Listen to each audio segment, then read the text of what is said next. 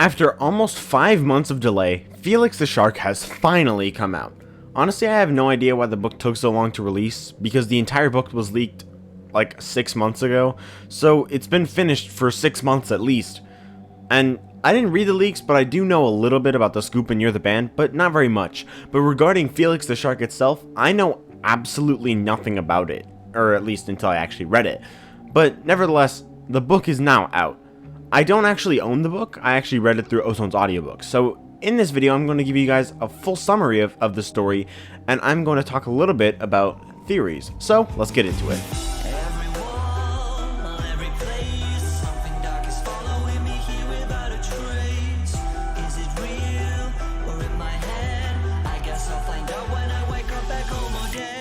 So the main character of this story is Dirk. The story begins with Dirk playing chess with his friend Jenny.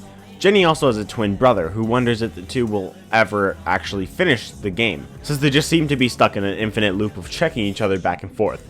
Jenny's twin brother is Gordon, and he says the game is a draw, but Dirk insists that there could be a winner. Dirk also has two other friends named Wyatt and Leo. The five of them often spend time in Jenny and Gordon's basement apartment together. The five of them knew each other since they were kids and have stuck together ever since then, all the way to through high school and college, and they're now adults. In high school, Dirk apparently wanted to date Jenny, but she rejected him. Big oof. Press F to pay respects. Anyway, Dirk wants to keep going with the game of chess, but Gordon tells him he should just agree to draw. Dirk is upset by this and insists that chess is a game for kings and that kids should be taught chess in school too. Jenny brings up the fact that some schools do that. I just said do, whatever. And that she wants to start a program like that as well. Dirk says that everyone should learn chess, and Gordon says that his opinion isn't a fact, which seems like something Scott shoehorned in to make fun of theorists, but yeah. Dirk said he wanted to keep playing, but Gordon threw a pillow on the board, scattering the pieces that were left on the board, which got Dirk even more upset.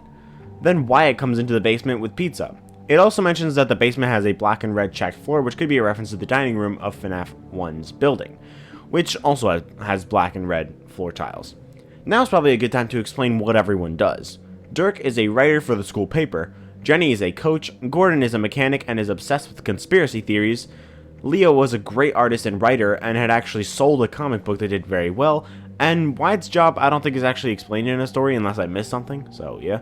Dirk was also in a foster home when he was young. His parents died in a car crash when he was 8, and his aunt who had taken him in died from cancer. Dirk was also into a lot of science stuff, such as biology, chemistry, physics, puzzles, butterflies, mysteries, and sharks, which is kind of sus considering the name of the story, and the events later on. Tonight, Dirk was planning to ask his friends for help on a project that he was planning for a while. Interestingly, he had dreamt about it, and he even felt compelled to do it.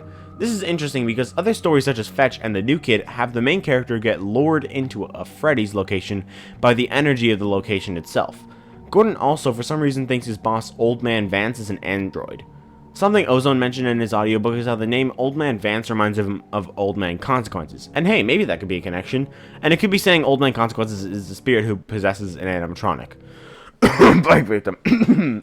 Anyway, Dirk then brings up Freddy Fazbear's Pizza, asking if his friends remember going to one when they were kids. Wyatt is excited to remember Freddy's, and he mentions that he went to one when he and his family lived in Iowa, which is interesting. FNAF takes place in Utah, and the state of Iowa is decently far away from Utah. That means the restaurant of Freddy Fazbear's Pizza, at least in the Fazbear Frights universe, was popular enough to exist cross-country. Wyatt apparently loved Chica so much that his mom made his 5th birthday cake in the shape of one of Chica's cupcakes. Leo mentions that he forgot about Freddy's until now. For whatever reason, this kind of reminded me of It Chapter 2, where all the kids who stopped Pennywise in 1989 had forgotten about it until they came back and were reminded. He mentions that he likes Freddy's coloring books, which is funny because there's actually a FNAF coloring book that came out, I believe, in January. Leo also says his favorite animatronic was Foxy. He even said that the character in the game they made was actually based on Foxy. Not only that, but that character is a purple-clothed superhero inspired by Foxy. This could be a reference to Michael Afton, since he is the Foxy Bro from FNAF 4, and he turns purple, not to mention he actually wears purple as well. And this may also be another hint at Foxy Bro being Mike. Not that we really need more evidence, to be honest, but yeah, whatever. Gordon says that he thinks the android takeover could have started at Freddy's, since the guy who created Freddy's was really ahead of his time for animatronics. So maybe he had an underground laboratory and created the first wave of android humans. This is played off as a joke in the story, and it is pretty funny, but it is also pretty interesting. William Afton is the co-founder of Freddy's, and he does have an underground laboratory of animatronics, Circus Baby's Entertainment and Rental, which contains Circus Baby, who just so happens to be the animatronic who uses illusion discs to appear as humans in the book universe. And there's also multiple other humanoid animatronics in the series, especially in this location. The human android joke gets mentioned repeatedly throughout the story, so I really doubt it's a coincidence. Anyway, Dirk says that he wants to start a Freddy Fazbear club, and Jenny says she thinks she still has a plush Freddy in her closet. Dirk says that he had recently found his plush Felix the shark, which is what got him thinking about Freddy's. But all his friends had no idea what he was talking about. None of them remembered Felix the shark. All the others insist that Felix doesn't exist, and Dirk insists that he did.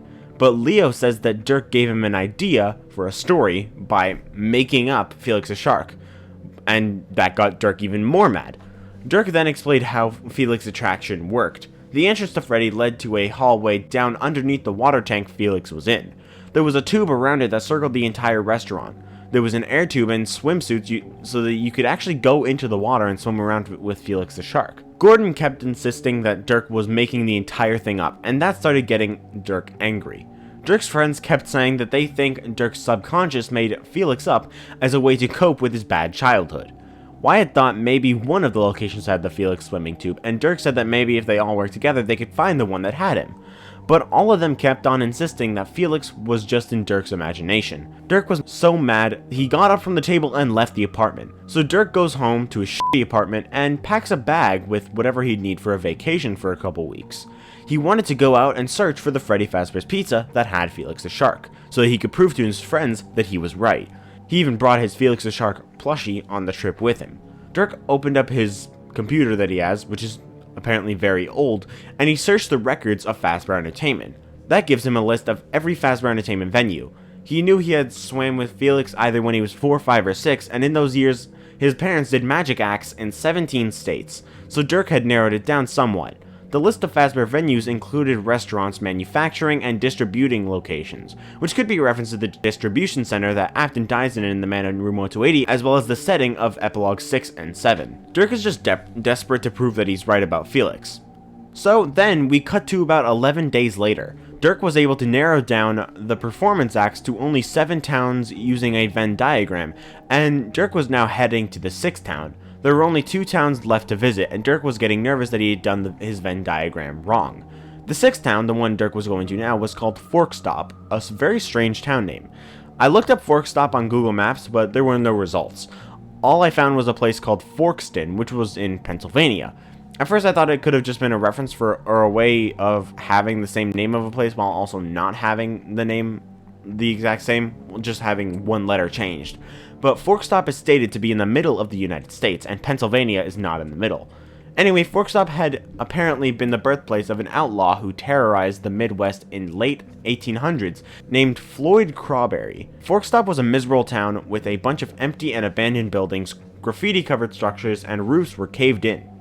Dirk had been sleeping in his car for the past few days, and he now felt like he needed a shower and to sleep in a bed. So, Dirk headed to his motel and took a shower there.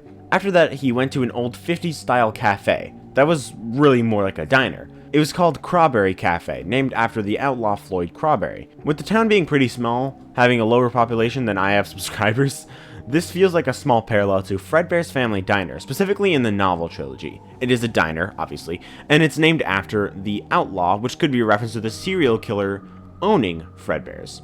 Fredbear's in the novel trilogy is also in a very secluded town. In the diner, Dirk ordered food, and 2 girls around his age named Agnes and Dawn started talking to him.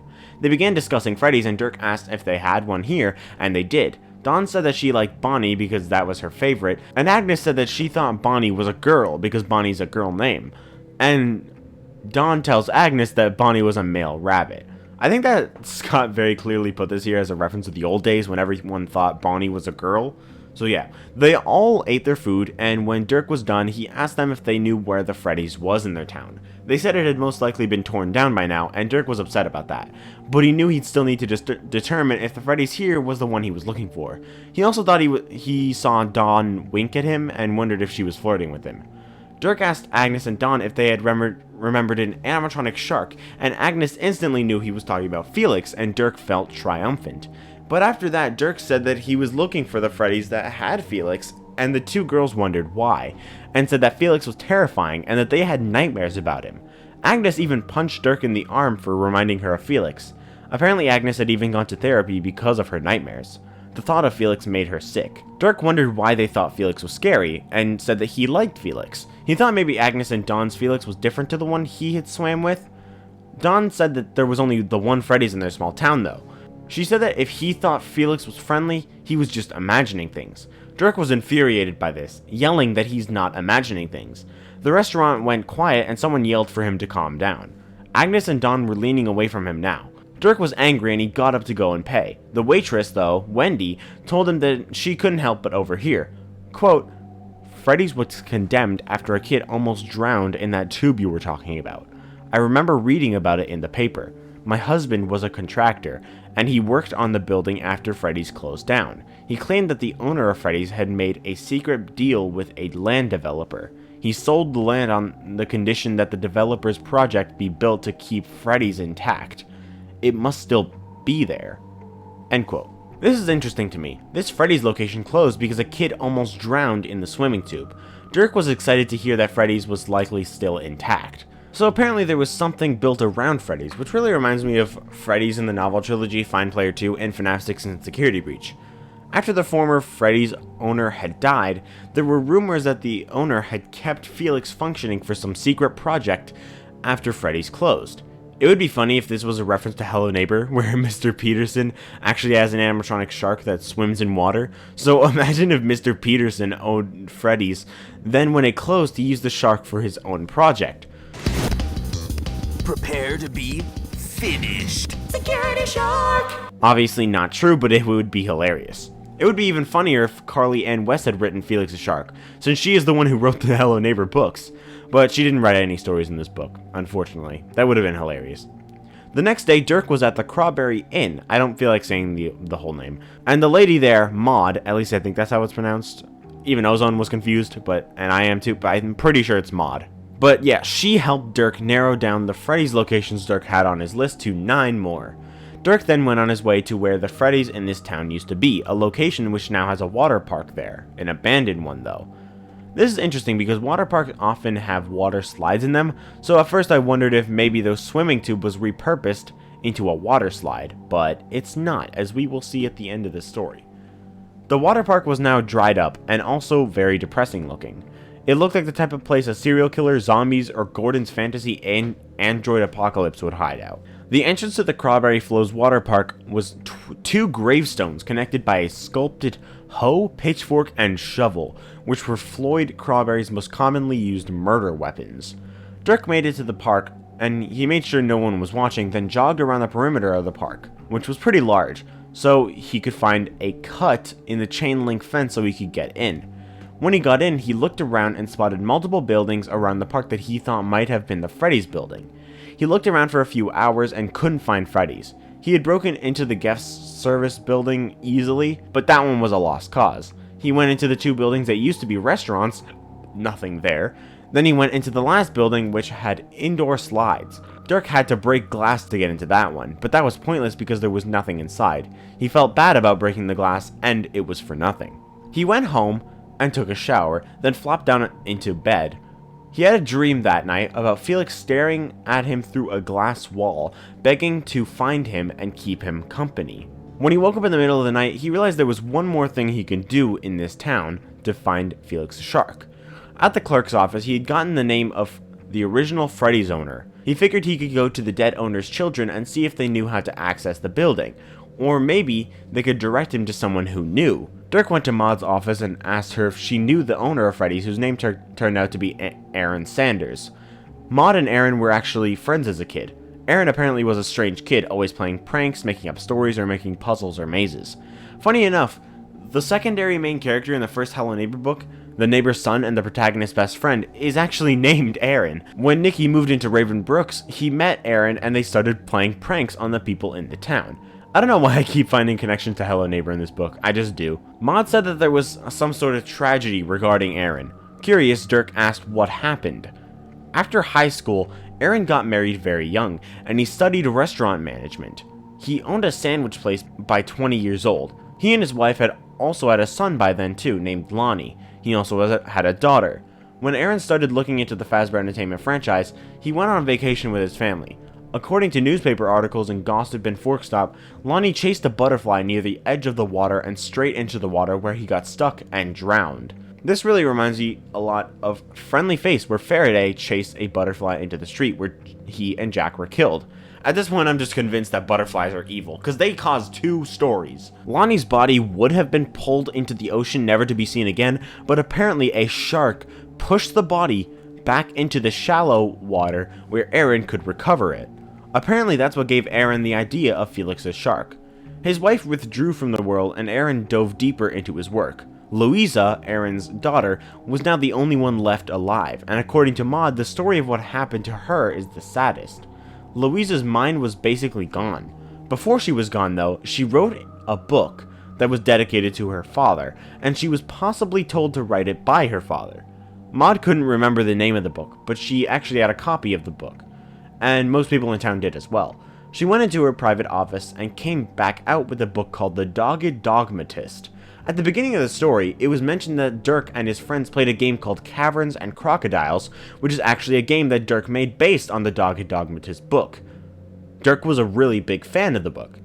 The cover of the book had what looked like a cross between a shark and a crocodile. The name on the book is Louisa Jewel, not Louisa Sanders, but that was because Jewel was her middle name. It's likely that she didn't put Sanders as the name so she wouldn't be only associated with her father, and this makes me think that it could be a reference to Mike Afton. We know for a fact at this point that Mike Afton and Mike Schmidt are the same person, and that he uses the name Schmidt to not be associated with William Afton. Schmidt is most likely the maiden name of Mrs. Afton or something. Mike is also the last one alive in Afton. Mike is also the last one alive in the Afton family after William dies in the Springlock failure, since the bite victim dies at really young, just like Lonnie, and Mrs. Afton is also clearly dead too. Except Aaron and his family actually seem to parallel a different family, but I'll get into that later on. Anyway, back to Felix the Shark. Dirk decides that he has to talk to Louisa, and Maud says she'll make a call and that they might let him in to see her, but that he might not get much out of the visit. He was able to go see her. When he found out Louisa wrote the book, he reviewed in his mind what he remembered about the book. It was about a man whose determination to be right ended up being his undoing, but the ending was obscure, so it was uncertain if it actually ended up being his demise. The interesting thing is, though, Dirk's determination to be right was the entire reason behind him going on this trip. He was trying to prove to his friends that he was right about Felix the Shark. So is this hinting at the end of the story? Well, I'm writing the script as I'm reading, so I don't know yet, I guess we'll see. Although, me recording, I actually do know. It does hint at the end of the story. It really does. Anyway, people debated whether the man lived or died at the end of the story. There is also a random drawing in the middle of the book that had nothing to do with the rest of the story. The drawing depicted butterflies and flowers. The butterflies obviously connects to Lonnie's death being caused because he was chasing a butterfly. It's unclear, but I think Dirk got into the hospital by saying Louisa was his cousin.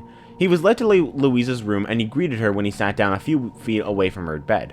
She didn't say anything though. Maud had said that she wasn't able to speak on her own. She wore a green dress and white socks, and she also wore a necklace with a butterfly pendant. When he came in, Dirk complimented it, and she touched the pendant when he did. Dirk asked her if he knew if Aaron's Freddy's was still around. A vein in her neck started pulsing though, and so Dirk hurried to change the subject and tell her he loved her book. Louisa responded by removing the butterfly pendant from her necklace and held it out for Dirk to take. He couldn't accept it at first, but she kept her hand out. He took it and he thought he understood what she was trying to tell him. Then she closed her eyes. Dirk thanked her and he left, and went back to his motel. He picked up his phone and he called Leo. While he was gone, Wyatt had been researching Freddy's locations to find Felix, but Dirk told Leo that he had found it. He then told Leo to look at his copy of the Dogged Dogmatist.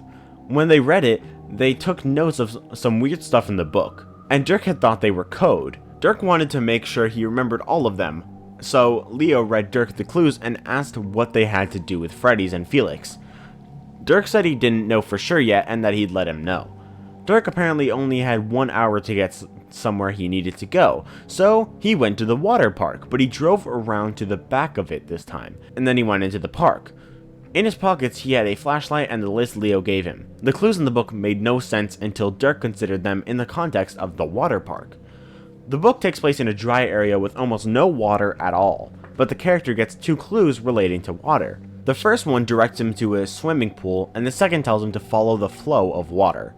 But neither of these things existed in the setting of the story, but these do make sense if talking about the water park. The third clue is that a woman approaches the man in a dream, saying, "The butterfly is the key." This makes sense as to why Louisa gave Dirk the butterfly, and looked at the book immediately after, especially since she does this after Dirk asks about Freddy's. She was trying to tell Dirk that the clues in the book are the key to solving what happened to Freddy's. And the final clue is for the main character to, quote, "be there at 3:33. Dirk now realized that 3:33 was a time of day. That's why Dirk came here as fast as he could, because it was now 3:18. He didn't know whether 3:33 meant AM or PM, but he figured he might as well try PM first, because if it wasn't AM and he tried that first, he would just be wasting more time than he needs to. He heard a rustling from the bushes and he saw yellow orbs, but they were small, so he assumed it was just a small animal. Dirk knew that he had to get to Crawberry's swimming hole for the first clue of a swimming pool. Then Dirk heard another sound, but this time it sounded like a coyote. He heard it twice and then moved faster. Soon enough, Dirk arrived at the edge of an empty swimming pool. Inside was just dirt, leaves, and rubbed off paint. It was 3:24, so while he waited for 3:33, he looked more around the area. He didn't find anything else. At 3:33, nothing happened until he realized a shadow by the nearby water slide. It was shaped like an arrow. The arrow was pointing under the diving board. He went into the pool where the shadow met the ground. There was nothing there. He realized that the sun wouldn't always be in the same place at a given time everywhere in the world, so the shadow would only work exactly on a specific date, but he had no idea how to determine what that date would be. So he started digging into the pool under where the arrow ended. Then he realized he should pay attention to the design. Part of it was a zebra long-winged butterfly. This is actually the same type of butterfly on Louisa's pendant. Then as he dug away more dirt, he realized that the design was the same as the drawing in Louisa's book. He started thinking the water was underneath the pool. He found a small drain in the pool, but it looked asymmetrical. He pressed hard against the metal on one side of the drain and noticed a depression in the metal of the drain, but the depression was shaped exactly like the butterfly pendant that Louisa had given to Dirk. So he pulled out the pendant and pressed it into the depression, and there was a click. A small compartment was revealed when he did this. Inside it was a key. He pulled out the key and the compartment closed. Then he headed to the pump house for the next clue to follow the flow of water. He used the key on the door to the pump house and it opened. When he got inside, he took a second to listen. A flow of water was moving through one of the pipes, and based on the clue, he had to follow it. And he did for a while. He was going through tunnels and he feared that he might not be the only one in the tunnel. He made his way to an opening in the ceiling with a ladder next to it. Up the ladder was one of the buildings Dirk had dismissed as being Freddy's because it had seemed too small. But his flashlight beam landed on the door of the Freddy Fazbear's Pizza he had been looking for. But not only that, he saw Felix the Shark's swimming tube. He looked for Felix in the tube, but he didn't see him. He opened the door to Freddy's and went inside. He reached the bottom of the stairs leading to the main lobby, but Felix still wasn't there. Dirk thought for a minute, and thought that Felix was like a memorial for Aaron's son. And he felt like Aaron was probably a good, nice man. Dirk continued through the building to where the dining room should be, but it wasn't there. He realized that made sense as to why this building had been way too small to fit Freddy's, because it wasn't the entirety of Freddy's. Some of it was cut off. Dirk could still hear the water, and that led him to find the stairs up to get into the swimming tube. When Dirk saw the hatch, he immediately took off his jacket and shirt, ready to get into the water. Somehow, Dirk had remembered how to put on the air tank, so he could get into the swimming tube. He opened up the hatch and got inside. But when he got inside, the door shut by itself, and I knew instantly that this was going to be Find Player 2 all over again. The door is not going to open, and Dirk is going to die in there, a slow, painful death. The current pushed him away from the hatch, and he felt like something was wrong, but he was excited to see Felix. The current led him to another hatch, which opened up. It was dark inside, but Dirk could see movement from inside. And then Felix shot out, but this Felix was a lot more menacing than Dirk had remembered. Felix looked like he was decomposing, odd for a robot shark. His skin was shaving off as he moved, particles falling off behind him. Dirk was now scared of Felix and he tried to get away from him, but Felix turned around and looked at him. He had one working eye while the other one was dangling out of his face. This terrified Dirk even more, and he almost spit out his mouthpiece when he screamed in his throat. Felix's stare wasn't friendly anymore, it was terrifying. Dirk was determined to get out of the tube as fast as he could. Then he realized why he was nervous about the tube. There was no handle on the inside of the tube. He couldn't open it. Felix was getting close to him. Dirk tried harder to swim away, but Felix's teeth caught onto his pants. Dirk and Felix kept circling around and around the tube. Dirk tried to grab the hatch to see if there was anything to grip onto, but the current was too powerful and there was nothing to grip. So all Dirk could do was just sit there and wait out his endless circle around the swimming tube with Felix the shark. And that's how the story ends. Dirk dies about 3 weeks later. He's got water, he's got oxygen, the only way he will die is from starvation. So, opinions on the story. I really enjoyed the beginning and end of the story. I feel like midway through the story, maybe 3/4 through the story, it got kind of boring once he started trying to figure out all the clues, and it kind of just got repetitive. But now I feel like it's time to talk about something that is debated about this book. Are the scrap stories canon? Well, the Scoop and You're the Band give the answer to that question very clearly, so I'm going to talk about Felix the Shark only here. The thing you have to ask yourself is, if these are canon, why were they scrapped? The Scoop is pretty obvious as to why it was scrapped in my opinion, but Felix the Shark is hard to tell. I feel like the main reason is that it just dragged on way too much, a bit farther than midway through the story. Like, it's not bad, but it's not amazing. It's a good story, but not one of the best. The thing is, if these were scrapped stories, they must have been considered overall for the actual series, meaning they most likely all have lore in them, and one of them is certainly in the actual Fazbear Frights Stitchline universe. But all of the stories have a certain element about them that probably just didn't sit well with Scott, and so it was cut out of the main series. It's also worth mentioning that Aaron Sanders really reminds me of Henry, having 2 kids, a boy and a girl, with one dying and one surviving and growing up. The mom retreats and the living child is no longer associated with the family. She doesn't use her own last name, just her middle name.